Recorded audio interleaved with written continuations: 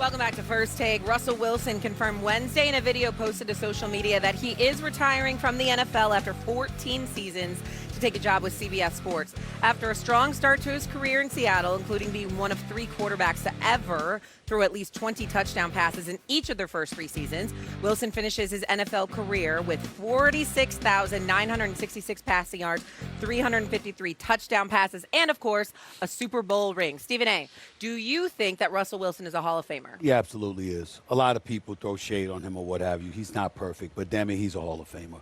You're a Super Bowl champion. You're a 10-time Pro Bowler. You're 41 games in your career, 40 games in your career, over 500. You know, you've been to the playoffs. You've been to 2 Super Bowls. You won 1, okay? And his first 9 seasons in the NFL, because I understand the last 5 seasons have been a bit rough, particularly with the experience in Denver for a couple of years. And then obviously playing for the New York Giants certainly doesn't help anybody, at least at that particular juncture. But in his first 9 years in the NFL, regular season wins, second all-time to Tom Brady. Postseason wins, second all-time to Tom Brady. Super Bowl wins, 2, 1-1 record. Pro Bowl, 8 of his first 9 seasons, Pro Bowler. Touchdown passes, 4th all-time behind Breeze, Brady, and Rodgers. Total yards, 6th all-time. Quarterback rushing yards, second only to Cam Newton. Passer rating, 3rd behind Aaron Rodgers and Drew Brees. Game-winning drives, second only to Matthew Stafford. That's what he did. And so to me, when you got a lot of people going at him, again, he might not have handled things right once he departed from Seattle with Denver, but how are you going to ignore the first 10 years of a cat's career? You're going to look at the Super Bowl, the play to Malcolm Butler, when Malcolm Butler stepped in front of a receiver and intercepted Russell Wilson's pass. Well, you Pete Carroll and Darrell Bell, what the hell you doing calling that play at the half-yard line for instead of giving it to beast mode? These are the kind of things that people try to hold against Russell Wilson, and the fact that the Legion of Boom really carried them there. But I remember a Russell Wilson that was a nightmare for opposing defenses week in and week out because of his smarts as a 3rd-round pick and his ability to extend plays. He is a Hall of Famer. Let's stop playing with that man. If you're going to make Eli Manning a Hall of Famer, you got to make Russell Wilson a Hall of Famer. Without question. Without question. He has more All-Pros, more Pro Bowls, a better completion percentage, more rushing yards.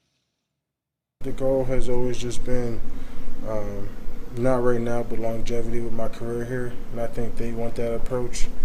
And we have a pretty strong 9-month rule, so it's just all about, just through the research and the data, there's no good outcomes with players coming back early from ACL. The goal for me is to complete the season, not no relapse, not no, and playoffs, and pushing towards the championship.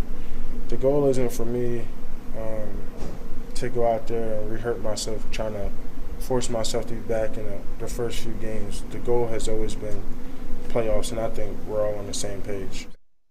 9 months would be September. That's when he could start practicing. Physically unable to perform list would have him out for 4 games. Those 4 games at the Vikings, at the Jets, home against the Falcons, at the Bucks. QB1 has become as much of a figurative term as a literal term. The Green Bay Packers have 2 QB1s, Micah Parsons and Jordan Love. Right. So how much pressure is on Jordan Love to get the Green Bay Packers most of those first 4 wins? A tremendous amount of pressure is on Jordan Love now, because last year the Packers were 9-3-1 to start the season. Micah Parsons gets injured. What happens? They finish the season 0-5, punctuated with a terrible collapse in the playoffs to the Bears, who won the division, to send your season off to vacation in Cancun. It was absolutely brutal. You blew a 21-3 halftime lead. And not having Micah Parsons, that other QB2, as you mentioned, Ev, out on the field, was incredibly influential in the way that the Packers ended the season.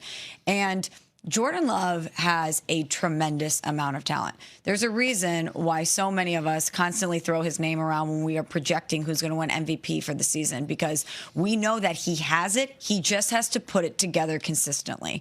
And unfortunately for Jordan Love, it's been a back half of the season type crescendo for him as far as his skill set is concerned.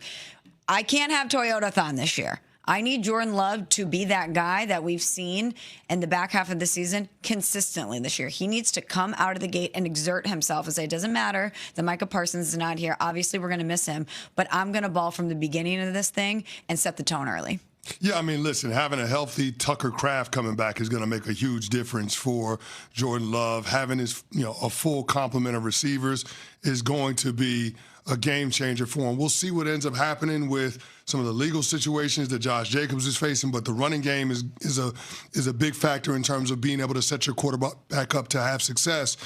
But when you look at the Green Bay Packers schedule, it sets up well for them early on until the cavalry arrives. They only have one playoff team from a year ago in their first 7 opponents. Mm-hmm. So there's a lot of runway early on for Jordan Love and this Packers team to get in a groove.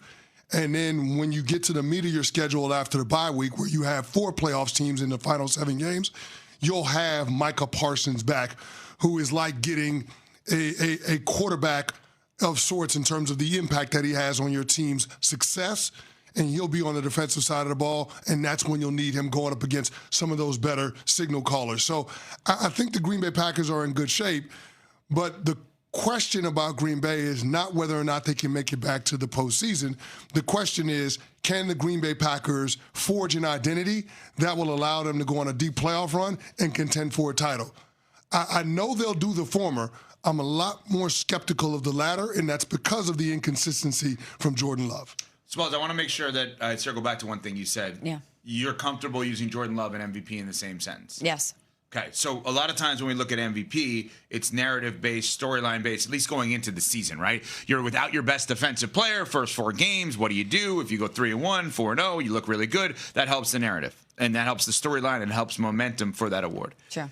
How many other NFC quarterbacks would you take over Jordan Love right now for MVP this year? Not who you think is better, but again, storyline based, Okay. right? Matthew Stafford, I think is better. Caleb will be in that mix. So Caleb or Jordan Love? No, I'm saying you're asking who's in the mix for that? No, I'm just saying quarterbacks you would just sit there and say. Jalen Hurts will be in the mix. A.J. Brown is not there. If he is excellent after you remove a player of that caliber from the offense, another season where he has another offensive coordinator, he will start to get some chatter around him there. Jaden Daniels, hello. I cannot believe how little we're talking about Jaden Daniels. Yeah. I think he is such an underappreciated X factor for what this season could be. Yeah. Jaden Daniels returning from injury. If he lights it up the way he did in his rookie campaign, he's going to be right there. Caleb, obviously on the cover of Madden. He's the darling of everyone, every conversation right now, it feels like. Who else could be in that Darnold, mix? Purdy, Stafford. I guess a lot of guys in the NFC West. Dak, if you believe into that. Jackson Dart, if you believe offense is the Cowboys offense is going to put up numbers. I guess my point is this. I understand why you used Jordan Love and MVP in the same conversation. Because he's capable of it. Jordan at least Love, I believe him to be capable. I don't know that he's ever truly. I know they've made it to the playoffs. I don't know that he's ever truly given me personally the idea that he's close to an MVP, that close to the division title, and that close to the Super Bowl. Like he's got to. Yeah, I don't know about that. When he went down to Dallas and lit it up in the playoffs, we thought that he was on his way. Now he hasn't built off of that performance, but going into that season, I think it was going into the 2024 season, we all thought Jordan Love was capable of putting up an MVP campaign. And do you remember the other guy we thought? And he plateaued. Remember the other guy we thought that same exact offseason? C.J. Stroud. They were both together. It was Love and Stroud. Yeah. And both of them have kind of like this plateaued. I believe Jordan Love can be great. I agree with you. I understand why as a Packers fan you would say, I think he can be in the MVP conversation. I have no issue with that whatsoever. At some point, I got to see tangible evidence that he's close to a Super Bowl, close to an MVP, and wins a division. I just got to see it actually happen instead of believing it. And you need to see consistency. Yeah. He needs to take